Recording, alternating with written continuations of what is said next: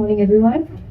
Like Shanae said, we had a 4-year project. So this is the results for year 2. And we used a different methodology for this. So for this study, which was done in 2024, we conducted semi-structured interviews with YCAP alumni. And like you've heard, many of the change agents this morning were alumni. So, and they have spoken about the impact of their participation in YCAP. So this is what this study actually speaks about. So who did we speak to? We spoke to YCAP alumni, and we spoke about how their civic participation in the YCAP program actually created sustainable competencies.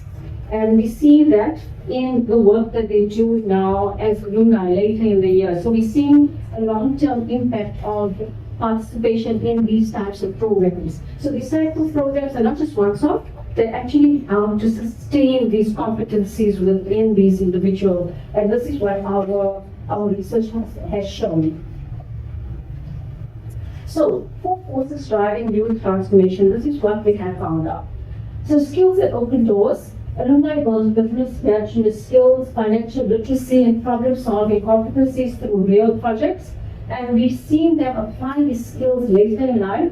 Some of them were studying, some of them have completed studies and have started community projects within their communities.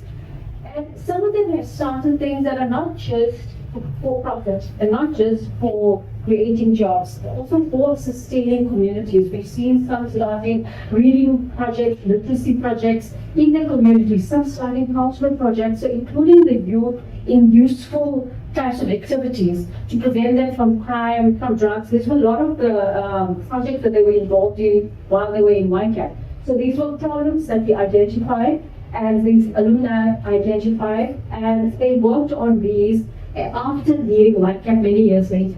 So they came back to the communities and started these type of projects to ensure that the youth are involved in sustainable competencies and in useful activities. And in their own words, you'll see a lot of things that we are saying and a lot of things that you've heard from the change agents, a lot of things that we can report on. And these are things that we have measured. All right. So in their own words, we've seen one of the students that was involved in an entrepreneurship project said, I have learned how to approach businesses and other organizations for collaborations. So this was very important for collaborations and fundraising. So they first have the confidence to speak to others and to speak to other organizations. So they spoke about, some of them spoke to big companies like Vodafone. Some of them spoke to companies like MTN and other companies. Some of them were refused many times, but went on and continued. It showed a lot of confidence, showed motivation and perseverance, and they continued with their business track. And this inspired them to continue with this type of confidence and skills later in their lives. Another alumni had a community project, and this person was a lead there. The program pushed me out of my comfort zone. I became more assertive and started taking on leadership responsibilities I never thought were possible. So it's a very, very important skill to take into the future and to build communities with. So we're seeing a long-term effect of participation in the YCAP program in building not just individuals, but individuals who can service society. So we talk of institutional entrepreneurs and social entrepreneurs. So these are building skills towards that. So social entrepreneurship and institutional entrepreneurship doesn't just happen. It has to be built and sustained. And this is what we have been measuring, and that's what is been happening. And the last alumni was involved in a social justice campaign.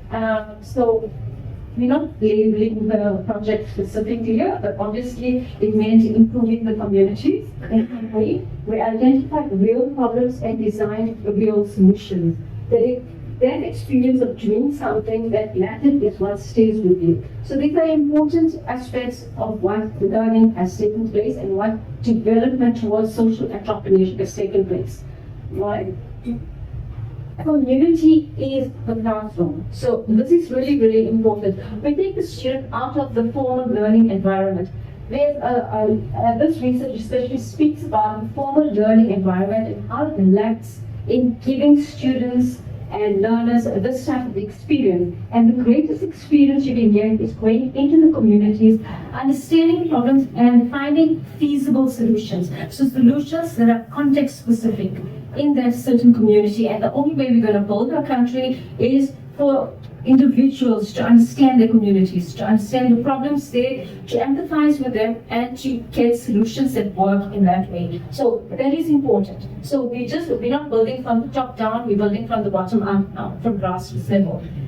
Character growth drives careers. Like I think Amanda spoke about it earlier, it's not just about qualification and about the numbers and about the degrees, it's also about character.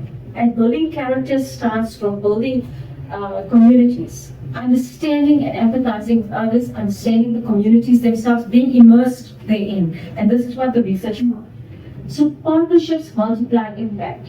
So alumni consistently call for accreditation links and multi-stakeholder collaborations to deepen, formalize, and sustain program outcomes. So this is an important aspect. So we need more collaborations with different organizations in public and private to ensure the sustainability of programs, to ensure the ongoing sustainable competencies are carried out, not just in the individual, but in communities as well. So that is also an important aspect. And finally, plan for resilience from day one. So we've seen that in COVID-19, lots of projects exposed fragility. So robust continuity strategies are not optional, they are foundational to long-term community benefit. So we have to foresee issues. We need to foresee certain problems taking place. So we need to plan for that. And that can only be planned and built around partnerships. And these partnerships help us to sustain that. Finally, this publication has been accepted, and this is in an international journal. So this is what you should look forward to. It's Developing Youth Leadership for Social Justice, a macro analysis of the Youth Citizen Actions Program in South African schools. So this has just been published and it should be out soon. And it talks about this exact problem with the macro issues that students and learners and communities experience. Like we say, there's a lot of institutional downfalls and a lot of institutional voids. We see a lack of resources in lots of schools, communities. How do you bridge the gap? It does not happen from the top down, it happens from the bottom up. And that's where we talk of the micro bridge, which YCAP performs as the micro bridge to help learners